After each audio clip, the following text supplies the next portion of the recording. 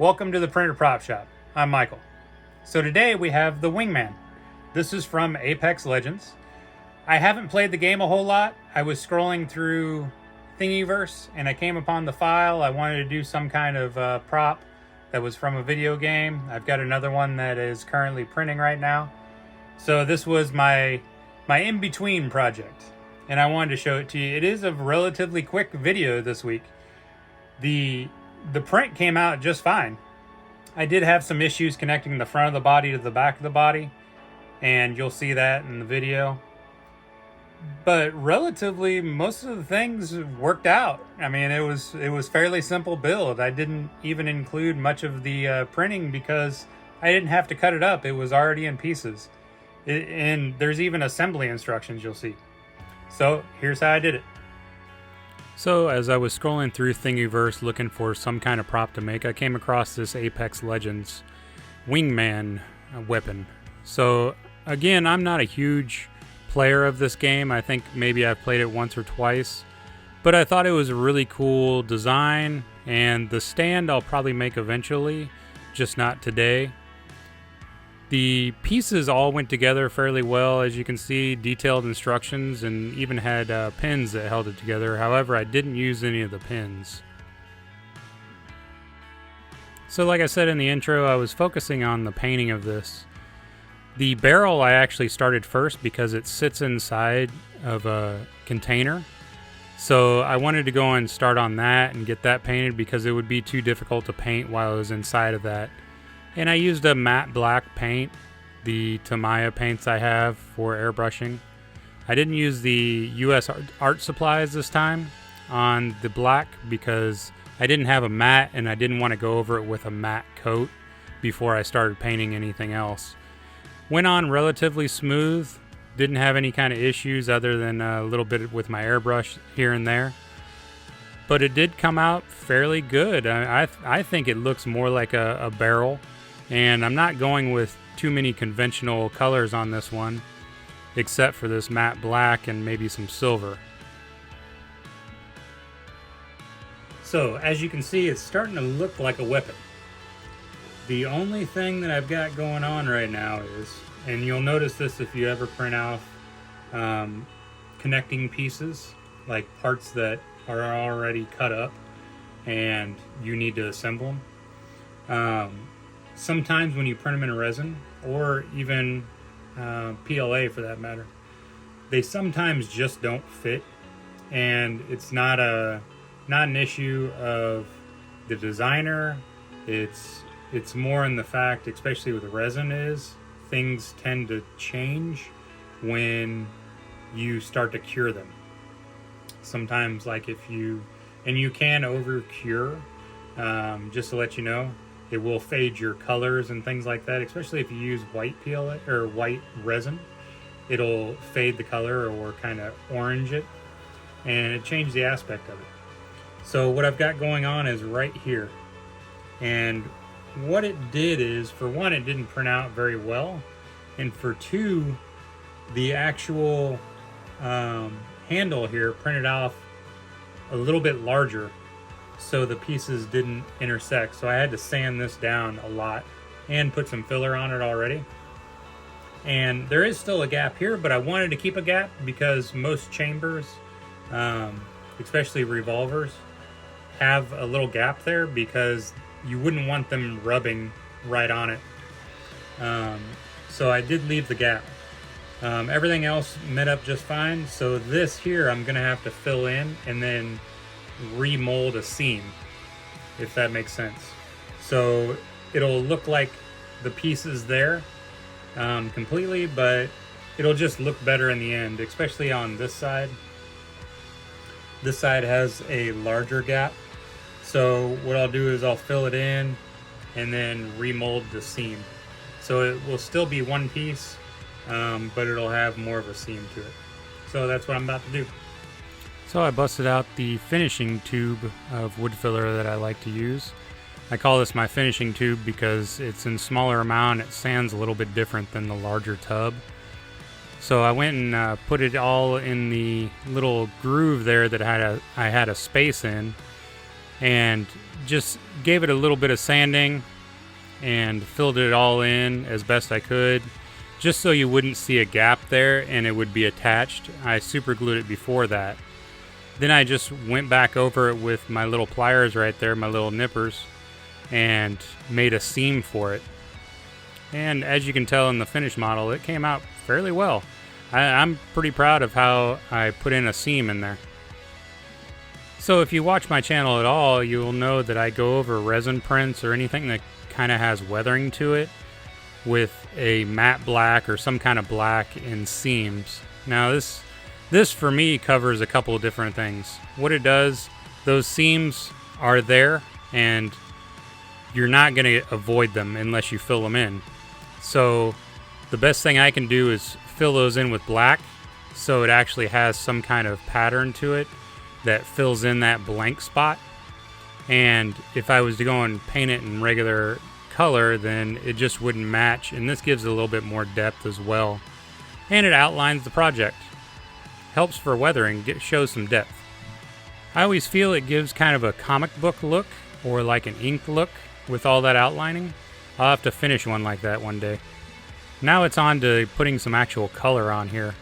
Now on video I can tell you it looks pink, but it's actually a tan color that I'm putting on there right now, and I wanted it to have kind of a desert feel to it, maybe like it was right out of a desert climate, but I also wanted to have it still look like an actual piece of metal as well.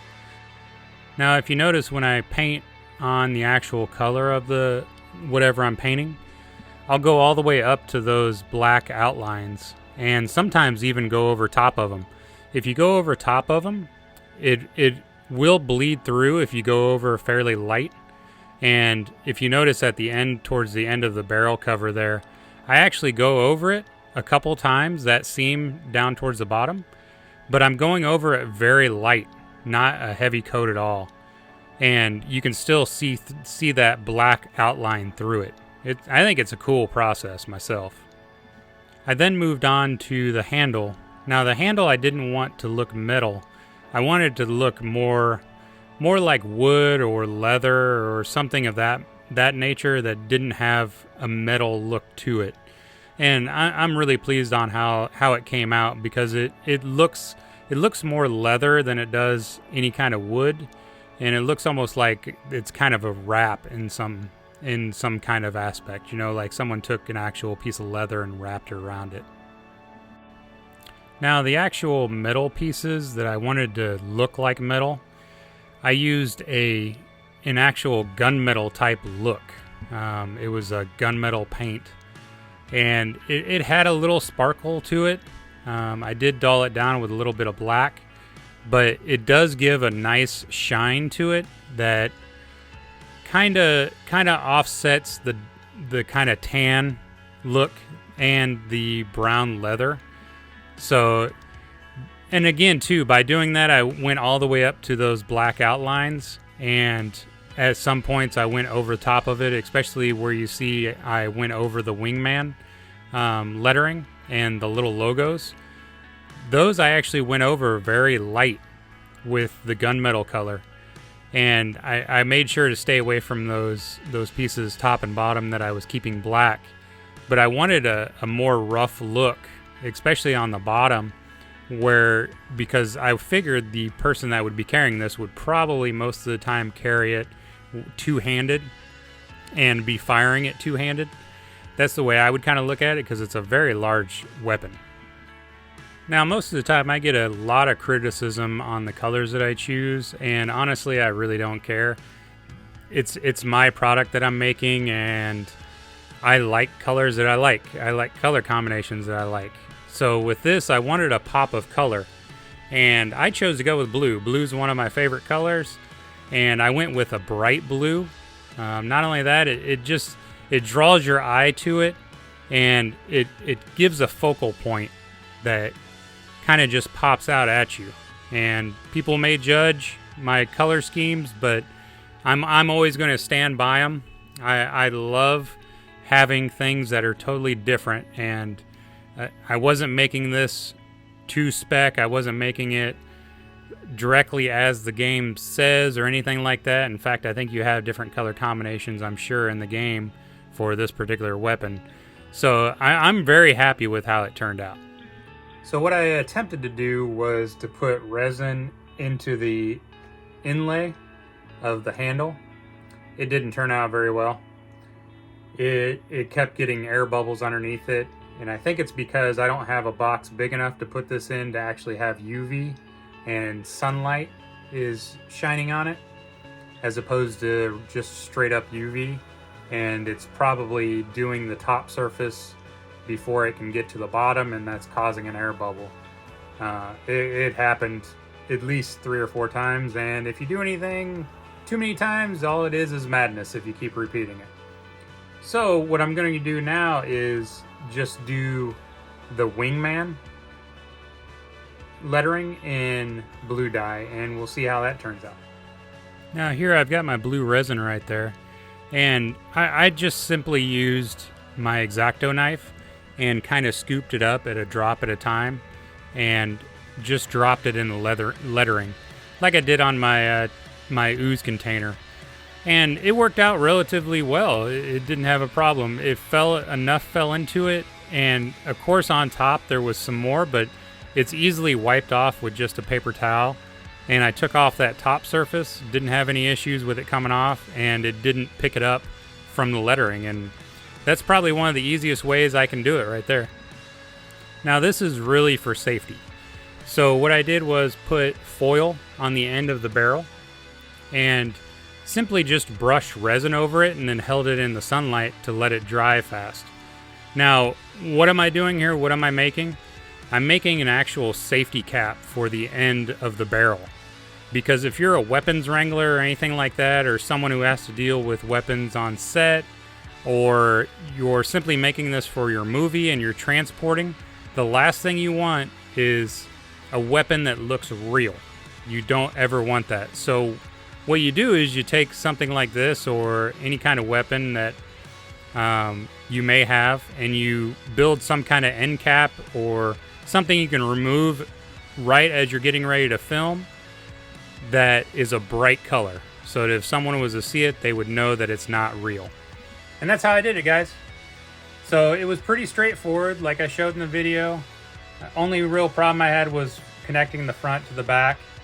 I did have to fill in a little bit on that, but mainly focusing on the painting. You should have all of your weapons with some kind of end cap on it, whether it be a prop axe or a sword or a weapon like this, so that people know that it's a fake weapon. You never want to point these at people. You never want to use them unless you're in front of a camera, and then if you are in front of a camera, especially if you're using a weapon like this, make sure you call the police. Let them know what's going on so that you don't get calls from neighbors and things like that, or passerbys. It'll take a lot of heat off of you. I'm speaking from experience. You don't want the police showing up and asking what's going on. And not only that, is if you don't have a permit to film too, that's where you can get in a little bit of trouble as well. So let people around you know what's going on. You should always have a permit, but keep in mind this is kind of guerrilla filmmaking a lot of times. So I hope you enjoyed the video. Hope you enjoyed the build. Have a great day. Thanks for watching. We'll see you next time. Go build something.